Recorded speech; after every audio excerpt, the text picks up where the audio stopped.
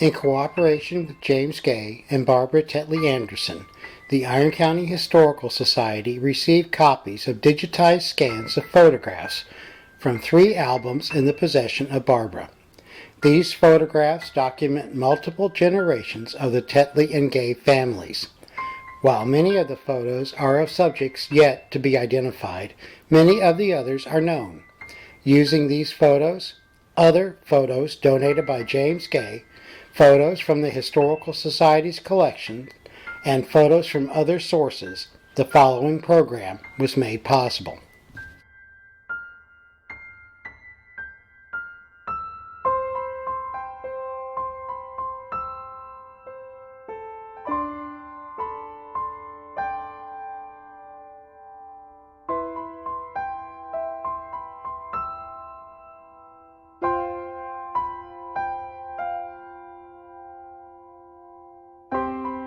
Whether you believe that our lives are ruled by destiny or chance, or maybe a bit of both, the following story may make you challenge those assumptions. 2 unrelated English families, unknown to one another, decide to come to America at about the same time in the early 1850s. Both originally settled in other places before coming to Missouri. The impact that the families had on the towns of Ironton and Farmington are with us to this day.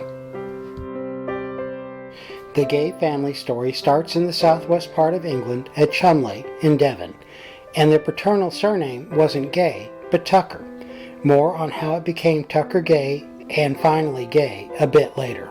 William Tucker was most likely born in December 1819 to William Tucker and his wife Elizabeth Gay Tucker. That same baptismal record from the parish church in Cholmondeley, St. Mary Magdalene, shows that the elder William was a blacksmith in the town of Cholmondeley. The elder William Tucker's home still stands today. The younger William followed in his father's footsteps and began learning his craft at the age of 12. In his early 20s, he married Selina Down on September the 4th, 1843 in Cholmondeley. It's interesting to note that Selina's baptismal record immediately preceded that of her future husband in the parish baptismal records. Almost 250 miles away in Chesterfield, Derbyshire, John Tetley married Elizabeth Marriott on September the 25th, 1817. Chesterfield is a large market town located some 24 miles north of the city of Derby. Born in 1793, John was a tailor by trade, and by the time of the 1851 English census, 6 of his 11 children were still living at their home in All Saints Parish in the city of Derby. We don't know the reasons why these families chose to leave their homes and immigrate to the United States, but they weren't alone.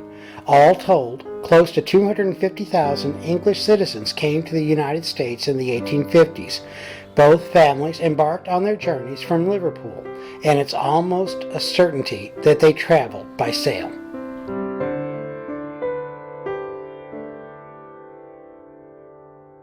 The voyage to America took about 35 days, and most immigrants traveled in the cheapest accommodation known as steerage.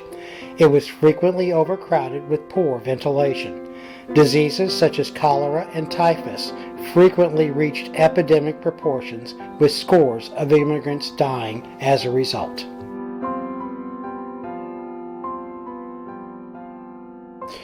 We don't know the exact date of arrival of the Tucker family, but we know that once they got to the United States, they immediately made their way to the Bellevue area in Huron County, Ohio. It's here that William and Selina would lose 3 of their younger children, John, Henry, and Elizabeth Ann, with John and Elizabeth Ann dying of typhoid on the same day, April the 28th, 1858.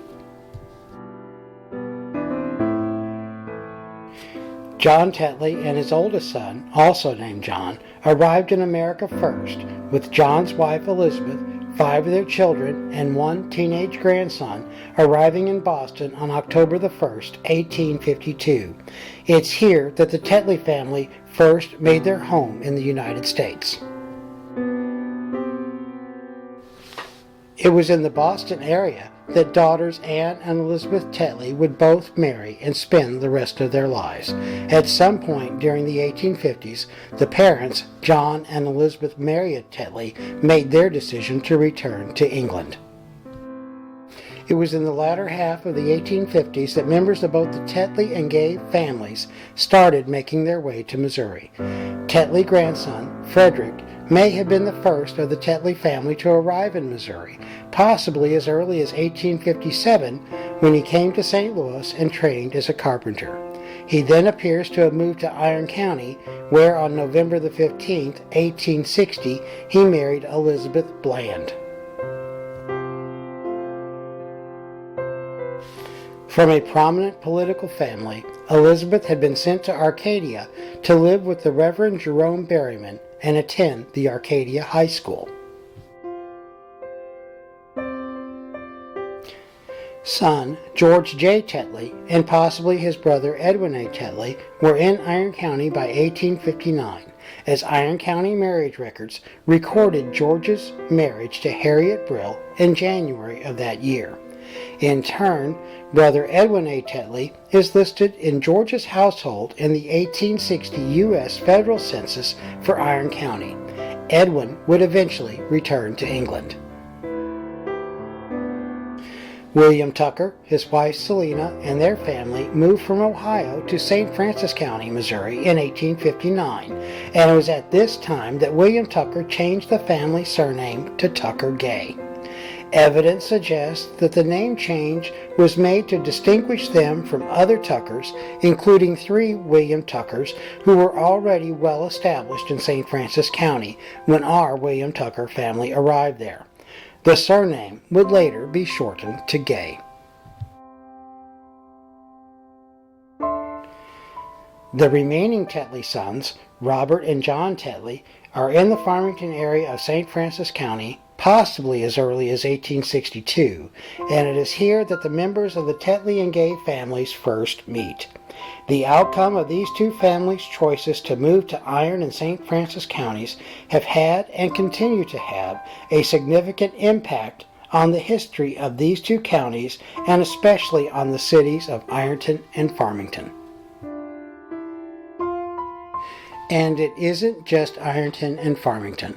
A case in point is that of Frederick I. Tetley and his wife Elizabeth Bland Tetley. After marrying in Ironton, they lived in Libertyville and Knob Lick before eventually moving to Bonne Terre in 1879. All told, Frederick and Elizabeth would have 12 children, with 2 dying in infancy. After owning a successful lumber and general contracting business for over 25 years, Frederick sold the lumber business in 1906. In the meantime, he had been appointed as the vice president of the Lead Belt Bank in Bonne Terre when it opened in 1899, and was later named the bank's president in 1912, and served in that position until his death in 1919. Now, going back to the time of the Civil War, Ironton resident George J. Tetley served the Union as a lieutenant in Company E of the 47th Missouri Infantry. On the first day of the Battle of Pilot Knob, Lieutenant Tetley, along with about half his company, got cut off from the other Union forces and ended up defending their position from inside the courthouse in Ironton. He was wounded on the second day of the battle when his unit came under attack from their location at the base of Pilot Knob Mountain.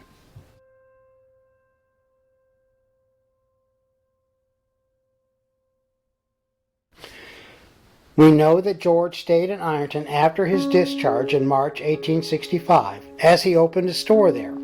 George's wife, Harriet Brill Tetley, died in Ironton in September 1865, and George would eventually go to Texas, where he would die of yellow fever in September 1867. George's older brother, John Tetley, may have helped for a time in the running of his brother's Ironton store, but it would eventually settle in St. Francis County, where he would marry Martha Gay, daughter of William and Selina Downgay, on October 22, 1865. Sometime after the marriage, the bride's father made a gift of the family farm that was located near what is now the junction of St. Francis County Highways H and AA.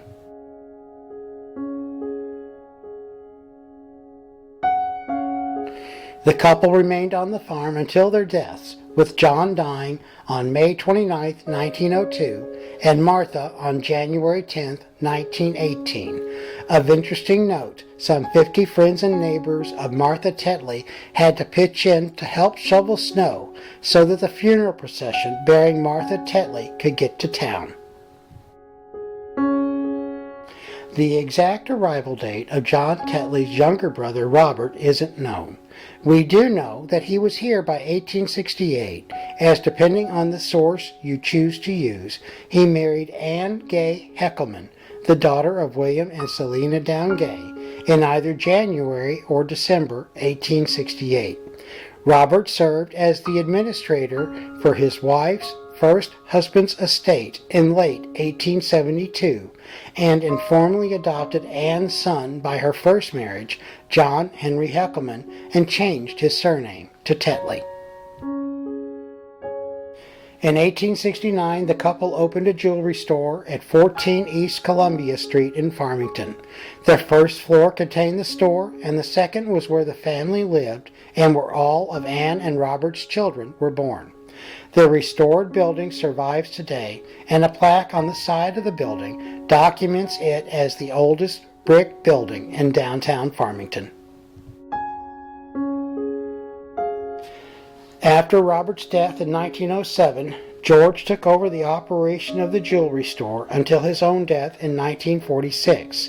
The business was then sold, but grandson Howard Tetley opened his own jewelry store down the street, and it remained in operation until 1977, when the store was sold to William Kreckler, thus ensuring that there had been a Tetley jewelry store in Farmington from 1869 to 1977. Robert and Anne had 6 children, with one dying in infancy. Son Henry, from Anne's first marriage, along with William and George, all worked in the family jewelry business at one time or another, with George eventually becoming its owner. George was also part of the group of Farmington businessmen that helped to bring the St. Francis County Electric Railroad back under local ownership in 1926. Henry later went on to have jewelry stores in Flat River and Fredericktown, while William moved to St. Louis and became a jewelry salesman. After Robert's death, the family also built the Tetley building next door to the original store in 1912. When the building was new, the first floor was the home of the Thomas Lang Mortuary, which later became the Cosine Funeral Home. Eldest son Samuel Tetley served as Farmington's postmaster during the second term of Grover Cleveland's administration, and he was also in the lumber business in Flat River and Deloge, and for the last 20 years of his life in Farmington, being the president and general manager of the Tetley Klein Lumber Company. He also served on Farmington City Council and was credited with opening one of the first picture shows in St. Francis County above the Niter Drug Store in Flat River. Daughter Elizabeth Tetley was one of the organizers of the Farmington Christian Church, and her husband, John E. Klein, was her brother Sam's business partner in the Tetley Klein Lumber Company. Her husband was also partner with his own brother Ed in the Klein grocery business, which later became Dugal's. Of all their children, it was their youngest son, Clarence Tetley, that may have had the largest lasting impact on Farmington. Clarence was educated in the Farmington Public Schools before attending Carleton College in Farmington. From there, he went to dental school at Washington University. Yet it wasn't his years as a dentist for which he was known. Dr. Tetley served on the Farmington City Council before being elected as Farmington's mayor in 1919, and it was for those years that he is most remembered. Dr. Tetley was, in fact, Farmington's longest-serving mayor, serving from 1919 until his death in 1934. Among the accomplishments for which he was known was the inclusion of office space in Long Memorial Hall, as well as space for the library when it was built in 1924. His work in bringing the rice sticks factory to Farmington in 1932, now known as the factory, located at the corner of 1st and A Streets in Farmington. The building of both the 4th St. Francis County Courthouse in 1926 and the new post office in 1932. The family is also credited for bringing telephones to Farmington and for the establishment of the lime kiln in St. Genevieve. Yet the telling of the Tetley's contribution is only half our story. The Gay family, already part of the story here, has their own story to tell about their contributions to Farmington and Ironton's history. As previously mentioned, the elder William Tucker, known in Missouri as William Tucker Gay, had arrived in St. Francis County, Missouri with his family in the late 1850s. Some family stories have the family moving or staying in Ironton during part of the Civil War years. We know that sons Samuel and William Gay both fought for the Union side during the Battle of Pilot Knob. Samuel served as a sergeant in Company F of the 47th Missouri Infantry, and William was one of the civilians that fought for the Union side during the battle. After the war, Samuel married Mary Ann Newman, daughter of William H. Newman and Ruth Paradine Newman, on Christmas Day, 1867. The next year, 1868, Samuel and William, with help from their father, formed a partnership in a wagon building business in Ironton.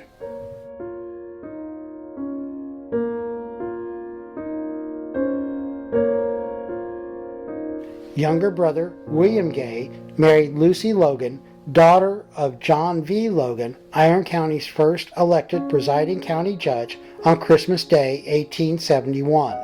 The couple moved into a home on the southwest corner of Reynolds and Mountain Streets in Ironton that was a gift from the bride's father. Unfortunately, not that many years later, tragedy would strike the family when both William Tucker Gay Sr. and son Samuel Tucker Gay would die within days of each other. William and Selina went to Ironton to be with their sick son Samuel, where William became sick and died of congestion of the lungs on February 13, 1884, and his son would die 4 days later of typhoid pneumonia on February 17th.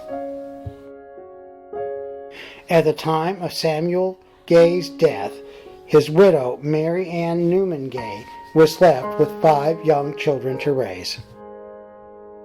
The youngest son, George Robert Gay, is noted for stopping school at an early age to help his mother.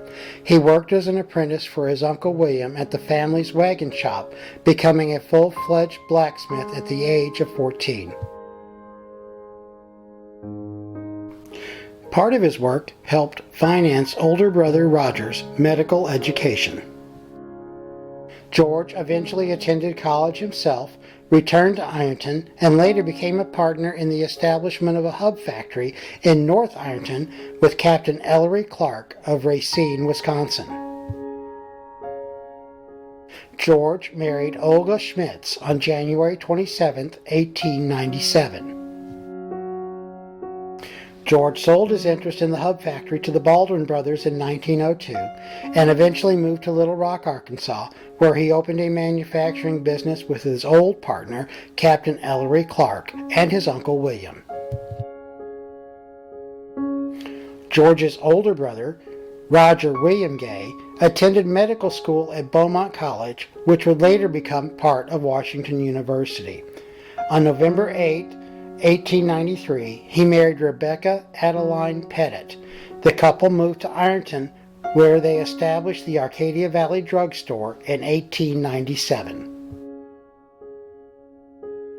At the height of the Spanish influenza pandemic of 1918, St. Louis businessman and Arcadia Valley resident Andrew B. Pierce was stricken with the virus. Hovering between life and death, Dr. Gay sometimes would make multiple daily trips to the Pierce home. Once fully recovered, Mr. Pierce approached Dr. Gay about the need for a hospital in the community. Plans for the hospital were completed in 1922, and the construction of the hospital was completed in 1923. After the elder Dr. Gay's death in 1930, one of his sons, Dr. George William Gay, was persuaded to return to Ironton and to take over the day-to-day operation of the hospital. The younger Dr. Gay had served in France during World War I, was wounded twice in action, and received the Purple Heart with oak leaf cluster. The hospital in Ironton always seemed to be in financial trouble, and before the elder Dr. Gay's death, financial shortfalls were often covered by Dr. Gay and Mr. Pierce. The hospital was finally forced to shut its doors in 1932, but the younger Dr. Gay never gave up on reopening it, and did so after he sold the hospital to the Sisters of St. Mary for the sum of $1. Dr. George W. Gay would go on to serve as the hospital's chief of staff until his death in 1964. After his death, his contribution to the community was summed up as follows. Dr. George William Gay, probably the most respected and revered man in Iron County, died on August the 31st after more than 3 decades of service to the sick, wounded, and troubled of his native county. He gave freely of his time and skill to thousands over the years, but his most lasting gift was the St. Mary's Hospital in Ironton. On a less serious note, how would you go about connecting the Gay family, an exhibit at the Historical Society's museum, and the late actor Vincent Price? To get the answer, we have to go back in time to the marriage of the elder Dr. Gay's son, Samuel Tucker Gay, Jr., to Miss Laura Louise Price. Better known as Lolly, she was Vincent Price's older sister, and her wedding dress is one of the exhibits at the Historical Society's museum.